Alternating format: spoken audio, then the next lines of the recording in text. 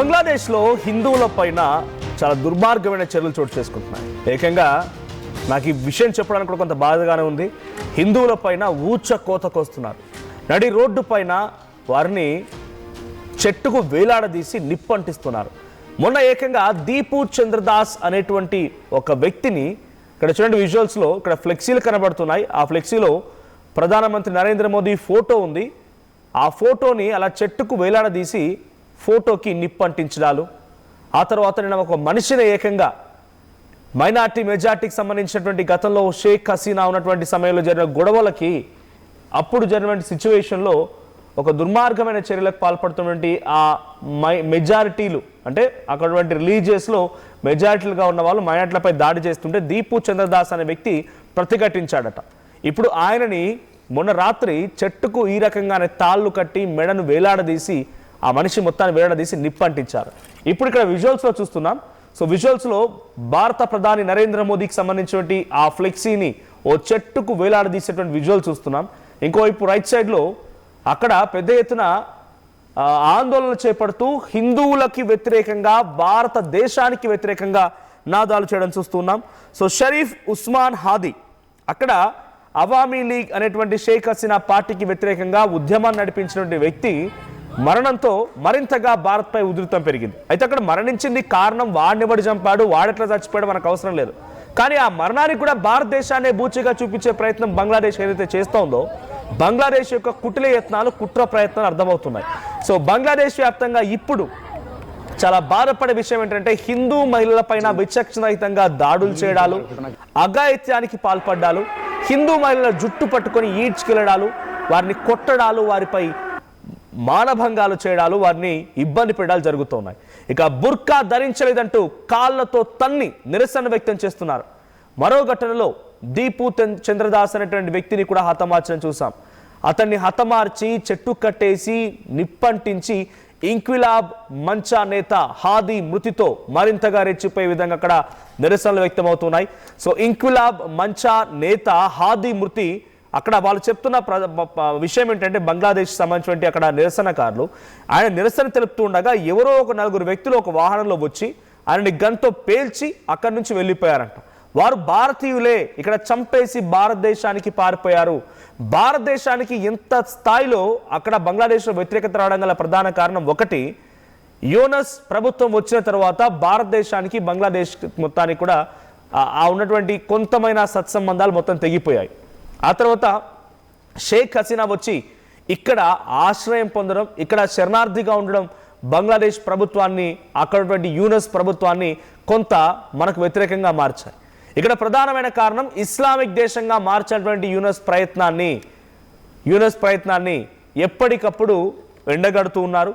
So Islamic దేశంగా మార్చాలంటే వేరే దేశాల నుంచి వారికి ఆర్థిక స్థితిగతులు రావాలనో లేకపోతే వాళ్ళకు కొంత స్ట్రెంత్ రావాలి కదా. ఆ స్ట్రెంత్ ఎక్కడి నుంచి వస్తోంది? చైనా నుంచి వస్తోంది, అటు పాకిస్తాన్ నుంచి వస్తోంది. సో ఈ రెండు దేశాలు కూడా భారత్కి వ్యతిరేక దేశాలే.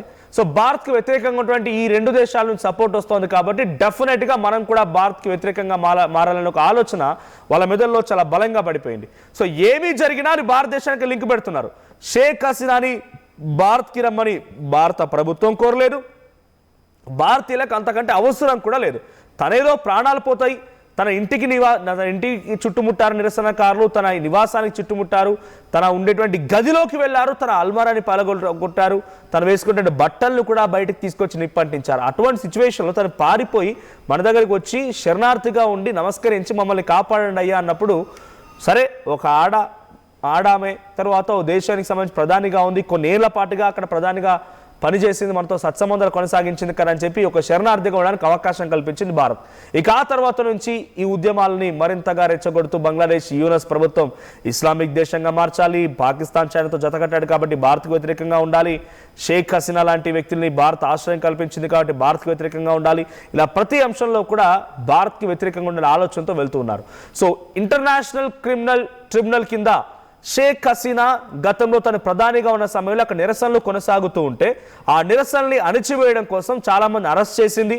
ఆ తర్వాత అక్కడ ఉన్నటువంటి పోలీస్ భద్రతా బలగాలకి ఆదేశాలు జారీ చేస్తూ అందరినీ హతమార్చండి, వాళ్ళని కాల్చిపడిన ఆదేశాలు జారీ చేసిందట. ఆ రకంగా తన ఆదేశాలని పాటించిన పోలీస్ అధికారులు చాలా మంది మరణానికి కారణమయ్యారు. అయితే యుఎస్ ప్రభుత్వం అధికారులు అంటే అక్కడ వాళ్ళు తాత్కాలిక ప్రభుత్వాన్ని ఏర్పాటు చేసిన తర్వాత కోర్టులో ఈ అంశం చర్చ జరిగి విచారణ జరిగి షేక్ హసీనాకి కొన్ని అంటే సుమారుగా 4-5 కేసులు ఉన్నాయి. దాంట్లో కొన్ని కేసుల్లో తనకి 20 ఏళ్ల జైలు శిక్ష, కొన్ని కేసుల్లో మరణ శిక్ష ఇలా విధించడం జరిగింది. సో మరణ శిక్ష విధిస్తూ నిర్ణయం తీసుకుంది. షేక్ హసీనాతో పాటుగా ఒక ఉన్నత పోలీస్ అధికారికి ఇద్దరికి మరణ శిక్ష అండ్ ఒక పోలీస్ అధికారికి ఢాకా పోలీస్ కమిషనర్కి మాత్రం కొంత 5 ఏళ్ల పాటుగా జైలు శిక్ష, కొంత ఫైన్ విధించింది. ఎందుకంటే తన అప్రూవర్గా మారిపోయాడు, తను నిజాన్ని ఒప్పుకున్నాడు. ఎస్, షేక్ హసీనానే చంపమని చెప్పింది అని చెప్పిన విషయాన్ని నిజాన్ని ఒప్పుకున్నాడు కాబట్టి తనకి శిక్షను తగ్గించారట.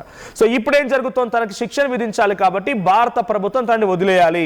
1-2 సార్లు ఏదో అక్కడ నినాదాలు వినిపించాయి, ఎక్కడ అఫీషియల్ లేఖ లేదు.